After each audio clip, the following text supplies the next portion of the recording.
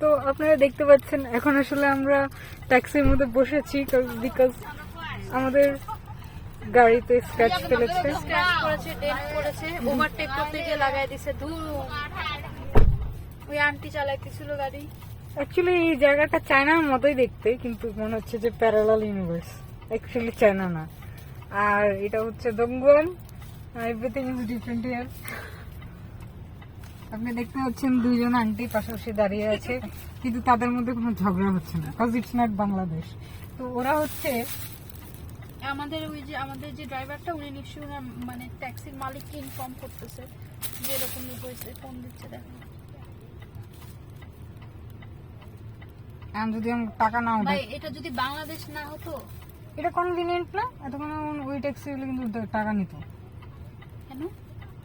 মানে এখন তো running এ বিল থাকতো ফিক্সড মিটার। 18.55।